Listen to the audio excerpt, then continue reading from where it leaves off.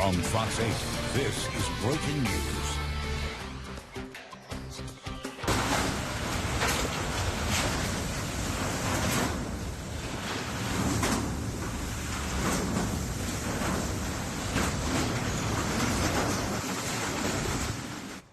New video shows the power of yesterday's tornado that left a path of damage in Slidell. The National Weather Service just upgraded it to an EF2 with that update about 30 minutes ago.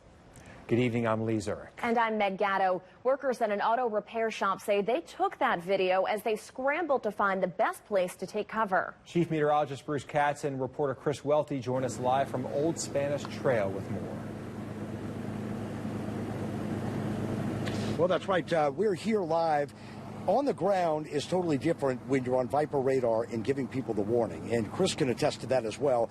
It has now been upgraded to an EF2, which is 111 to 135. And walking around, Chris, looking at the damage and some of the drone video that we're seeing is just incredible. Some homes untouched, some homes have to be leveled. Some homes with trees, cut it in half. Some cars that are just either not overturned, but windows blown out. Some of the debris all over the place. So I'm not surprised at all that this is an EF2 with winds of 135. This area, during some of the bigger storms, Katrina, Ida, got wind gusts up to 85 to 95. We're talking roofs blown off. So on average, being 25, 35 miles per hour more sustained with this tornado, I'm not surprised at that.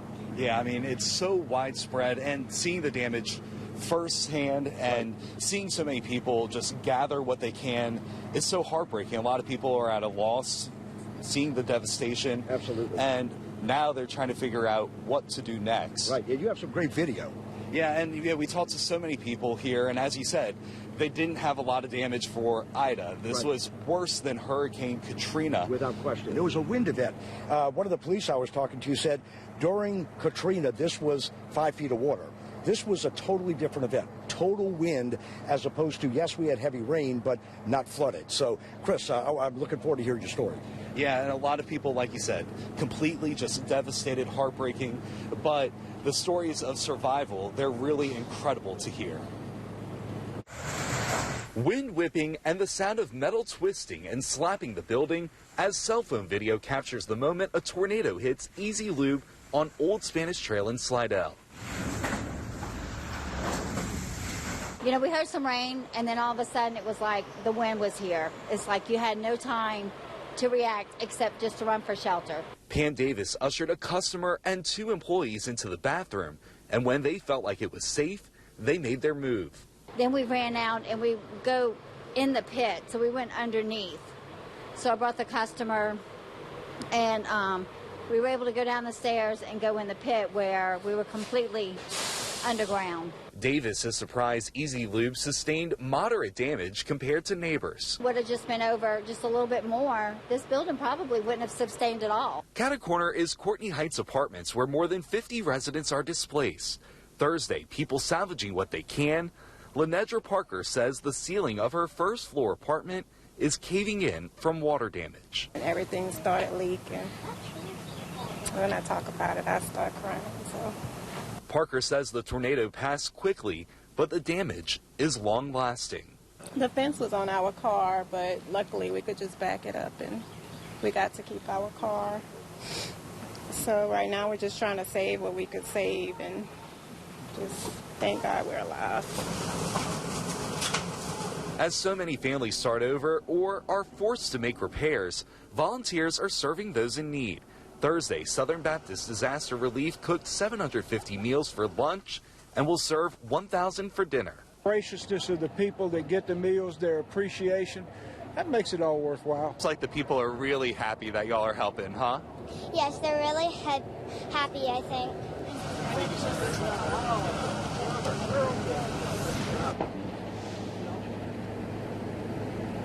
And a lot of people, they are really happy to receive that help. Earlier, I spoke with Slidell Mayor Greg Cromer, and he said that city employees and parish employees, they were able to clear the majority of the roads. You can see a lot of that debris just pushed over to the side, but there are a lot of dangers when you're still driving on these roads. There's nails, screws, and other debris still tossed to the side, so you have to be very careful as you're driving through this area. And utility workers, they've been out here all day. They've been working almost around the clock. We've seen multiple new utility poles erected since early this morning. Bruce, it's just incredible to see the cleanup process already. It is. I mean, look at the building behind us. I'll step out. I mean, this building, yes, it was made of metal, sheet metal, but I mean, just total devastation here. And some of the cars in the parking lot, the bumpers are ripped off, and debris hit the cars and just damaged them to a point where they're likely totaled. So when this came in, it was a quick in and a quick out. But again, when you have winds up to 135 and they're just coming in and trees and debris is blowing, I mean, the devastation, it's unfortunate, but not surprising with a storm of that magnitude. Absolutely, and we'll have much more coming up at 5:30. Yes. All right, we have some more breaking news now. St. Tammany Parish Public Schools says some of its campuses will remain closed tomorrow because of damage or power outages. They're in the Pearl River, Salmon, and Slidell areas. We've got a list on our website. Earlier today, the sheriff's office shared a video of a school resource officer assessing the damage at Honey Island Elementary. As you see in the back of the 200 holes, completely gone. Same thing on the cafeteria side. It's real depressing to see, you know, because these kids come through these holes every day.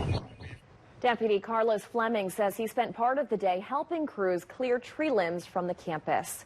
Utility crews work to restore electricity across the area. CLECO says the storms damaged 70 poles in Slidell. Its website shows more than 15,000 customers in St. Tammany and Washington parishes remain without power, but it expects to restore power to about half of them tonight, including parts of Pontchartrain Drive and Gauze Boulevard from West Lindbergh to Slidell Memorial Hospital.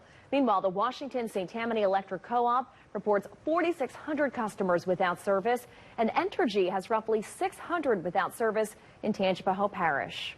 Volunteers are helping serve meals to neighbors in need. David Jones joins us live from Slidell's Fritchie Park with more.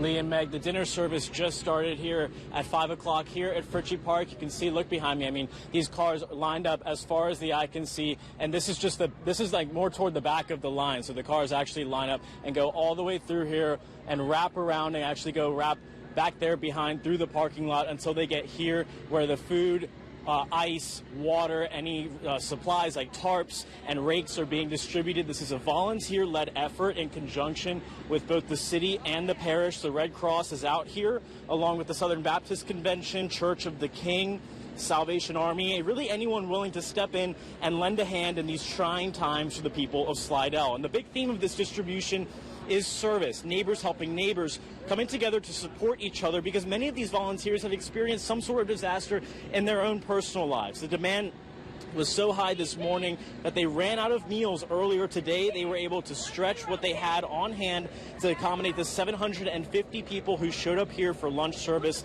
I'm told for dinner they've gotten even more meals, 1,000 for dinner service. Our mission is to prevent and alleviate human suffering. We do that through donors, we do that through volunteers, and we do that just by activating and making it happen. This is what we train for. We train like we fight. We run disaster drills. We do disaster simulations.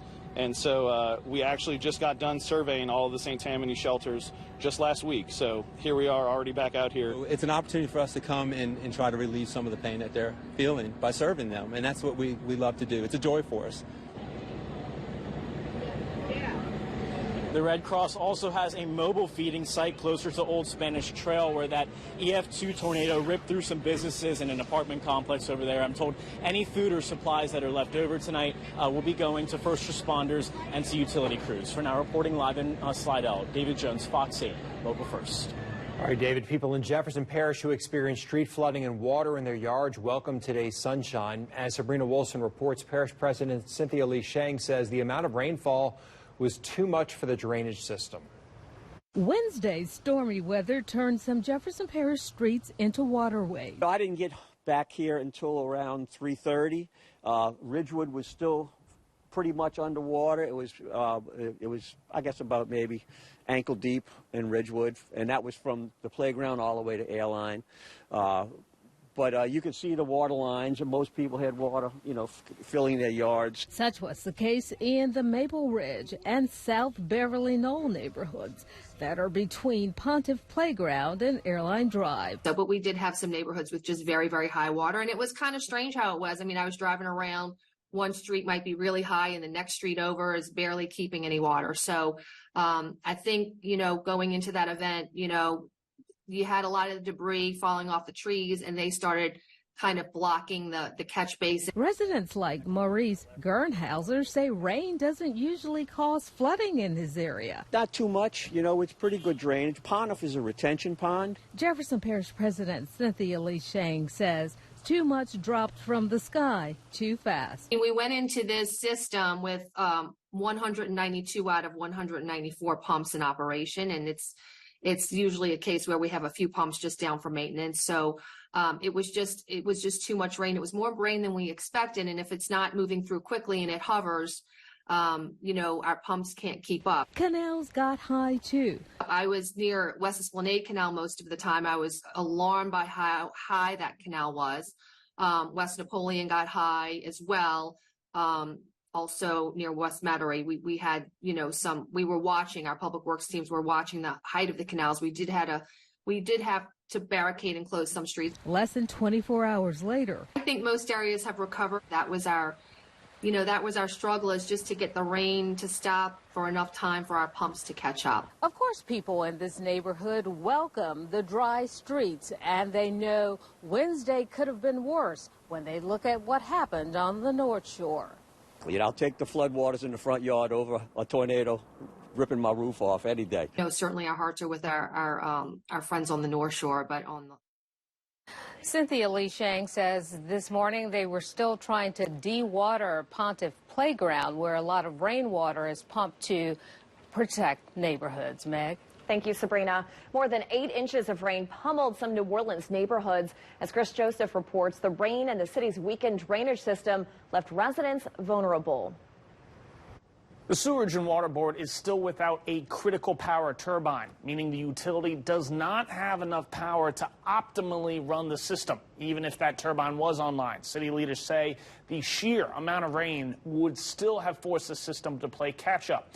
Now, we found David Cullen cleaning out his Broadmoor garage today. He estimates the water damage cost him $3,000 in tools and goods, and he's not alone. The water line was visible on homes across the neighborhood. He expressed frustration with the city, while Homeland Security and Emergency Preparedness Director Colin Arnold says he understands that frustration. I would hope they would have a solution by now. I think our residents, by and large, understand that the amount of rain that comes down immediately is going to overwhelm the system.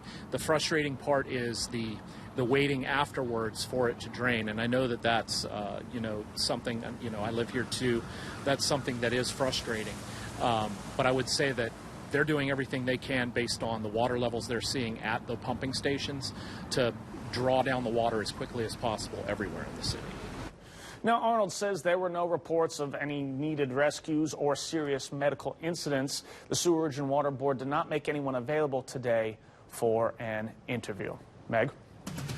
That a man who caused horrific harm will spend every day of the rest of his life behind bars and will be buried at Angola State Penitentiary for the horrific crimes that he's committed. Joseph Washington will spend the rest of his life in prison after a plea deal for killing his children in a house fire. Coming up, how the news led to tense moments in court. And things look much better in the weather department. We'll get a chance to dry out. I'll have details on a pretty spectacular forecast ahead. A brawl breaks out in the courtroom after a father pleaded guilty to killing his 3 young children in a house fire. As Andres Fuentes reports, Joseph Washington accepted a plea deal and will spend life in prison. Emotions were tense in court when family members of 3 children killed in a horrific house fire in New Orleans came face to face with their killer. A woman in court supporting Joseph Washington's ex-wife, the mother of the children, ran from her seat and punched Joseph repeatedly, knocking him to the ground. The NOPD and OPSO had to break up the fight, only for her to then attack Washington's loved ones who were sitting across the aisle in the courtroom. The DA's office says she now faces a misdemeanor in municipal court. Today, I know it was very chaotic, but keep in mind what it must have been like for that family to see him for the first time.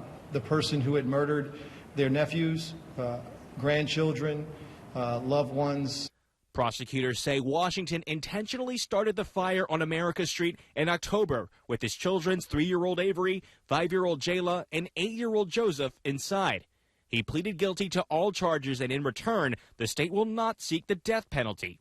He also waived his right to be back in court for any future writs or appeals. What we can do and what we've done is at least give them some sort of closure to this process, to this case, so they don't have to live with the anxiety of the trial. Not a moral decision or a legal decision. It's more of a financial decision, in my opinion, because these appeals are going to go forever. They haven't put somebody to death in this state for a long time. The DA's office now turns their attention to Washington's ex-girlfriend Shanika Phillips, who is facing criminal charges for allegedly helping Washington flee from the house fire and then run from police. She may see the light, as Mr. Washington did, and plead guilty. We don't know that. We don't answer that yet. She will speak with her lawyers and do what she needs to do.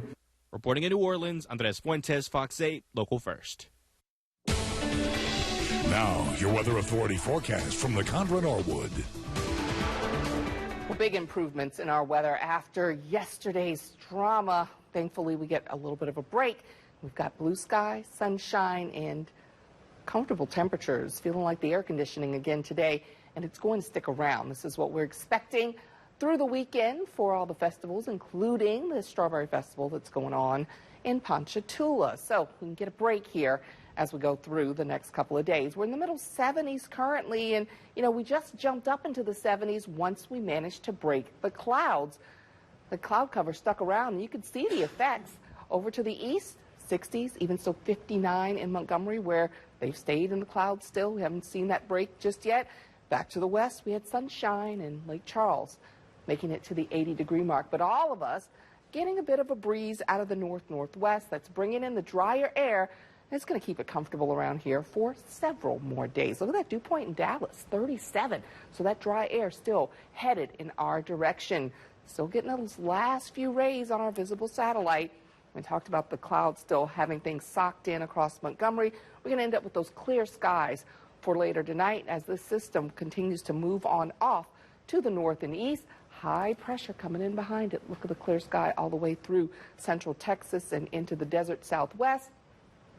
This drier air going to stay with us here over the next several days. So we're looking for some big improvements. Folks that have the damage, I know you need the chance to clean up and dry out. And it's going to be a long stretch for us because this high pressure is going to settle on over us and stay for a couple of days. We get that last system on out of here. We go with the high right through the weekend. And I know you see the next system coming together and you think, oh, well, is that going to be another big storm for us? Looks like this one's going to be up and over. So that means we stay under the influence of the high pressure through the middle of next week. Should stay mostly nice around here. By late Wednesday into Thursday, we might start to get just a little bit of moisture return before the next system comes in. So a good stretch, maybe about 7 days before we have to deal with the rain once again. Nasty part of the storm system moved through central Florida today, but now we see that tornado watch box has been allowed to expire, and most of the big energy is moving on there. Northern part of the storm getting into some action across Virginia, heading into Maryland, and we're going to see the back end of this moving on out of here. One thing that might still be noticeable is the breezy conditions out there. Out at the lakefront, trees are blowing around. You got a little bit of a splash on the seawall. This is going to calm down through the night tonight, though. So 10 to 15 miles per hour in most locations, but higher gusts out there. We've had some gusts since midnight still. 44 at the lakefront, 33 at Bogalusa. Airport getting a gust at 36, and we've seen that continue through the day today. That's made it rocky offshore. Look at those seas out there, 11-foot sea at that buoy. So we're going to be watching this calm down as well. Right now, there's still a gale warning in effect and a small craft advisory. Both of these should be dropped early tomorrow morning, but keep that in mind. If you're heading out in the wee hours, then things will be a little bit rough, but they'll calm down by later on in the day. You maybe should be able to get out into that open water. We are going to see that wind dying down as we head through tomorrow afternoon. Temperature-wise, comfortable but slowly climbing into the start of next week. It may start to feel a little hot to you here around the middle of the week. That's what you're going to be looking ahead to. But rain chances, no issues. Staying dry out there as we continue on into the middle of next week. So big improvements in this forecast. We definitely need it. Great stretch to work with here through the extended. All right. Thank you so much, Nicandra. Well, only 3 games remain for the Pelicans in the regular season. Sean Fazan joins us with a preview of a big one tonight in Sacramento. Yeah, the Pelicans have to keep on winning if they want to maintain their current spot as the 6th seed in the Western Conference. At this stage of the regular season, every game truly matters. The Suns won last night, so if the Pelicans don't win, they would slip to the 7th seed with just 2 games remaining. Of course, the top 6 seeds go straight to the best-of-7 playoff series, while seeds 7 through 10 have to play in the play-in tournament. Their opponent tonight, the Kings, are another team battling for postseason position in the Western Conference. The Pelicans have beaten them, though, 4 times and currently have the best road record in the Western Conference. Here are the current standings in the West. Denver is the 1.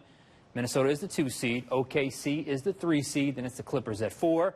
The Dallas Mavericks at 5. The Pelicans at 6, with just a half-game lead over the Suns at 7. Then the Kings are in the 8th spot. The LA Lakers at 9. And the Warriors are in the 10th spot. Tonight's game, tip time is set for 9 p.m. Back to you. All right, Sean, and tomorrow night's game against the Golden State Warriors will be the last of the season. You can see right here on Fox 8. You can catch our pregame show beginning at 8:30 on Bounce. Then at 9, the game tips off right here on Fox 8. It's festival season here in New Orleans, and you know what that means. That means good food, good music, and good times. I'm Ashlyn Brothers, live with a preview of French Quarter Fest coming up. The French Quarter Fest kicks off its 4-day weekend. Ashlyn Brothers is live along the riverfront with details. Lee and Meg, it is a breezy, beautiful day out here on the riverfront. I've got the Abita beer stage behind me. It's one of more than 20 stages, and they currently have their 5th act of the night performing. And there are so many people that are dancing along, they're singing along, and they're just having a good time, as New Orleanians do, eating good as well. Folks have come from near and far for the music and diverse menus, and there's plenty to choose from, my goodness. On the food front, restaurants, locally acclaimed culinary artists, and bars, nearly 300 musical acts representing various genres from jazz and Cajun to rock and rap, including a popular New Orleans artist, Big Frida's debut solo act on the Chevron stage from 6:45 to 8 tonight. And then over the course of 4 days, they'll perform across 22 different stages throughout the French Quarter, including 2 new ones along the riverfront. Of course, perhaps the best part, there is general admission, which is free. Last year, I was just walking here pregnant, so she's about to be a year old. So being able to come out with her this year, and she's here now, it's a new experience. She loves music. She loves to dance. I like R&B and stuff for the most part, but I'm open to everything. I love what they're playing right now. And one New Orleans native you just listened to, she's an avid festival goer. She, of course, enjoyed some pasta, some good Nola grub. She's having a blast with her baby girl out here. And I, myself, am enjoying this delicious snowball. So we're having a great time out here. But for more information on the menus and the acts that will be gracing the stage all weekend long, you can visit fox8live.com. Reporting live in New Orleans, Ashlyn Brothers, Fox 8, local first. All right, Ashlyn. Workers capture terrifying moments as a tornado moved through Slidell. Next at 5:30, we'll have a look at what led to the National Weather Service upgrading the tornado's intensity. And a mom says toy recalls that take months due to legal constraints could be costing lives. Our national investigative team looks at what happened between one mom's report and the recall of the product she says landed her daughter in the hospital.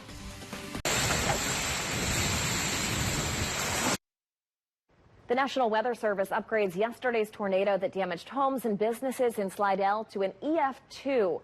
We're hearing from more people as they scrambled for cover. Chief Meteorologist Bruce Katz and Chris Welty join us live from Slidell.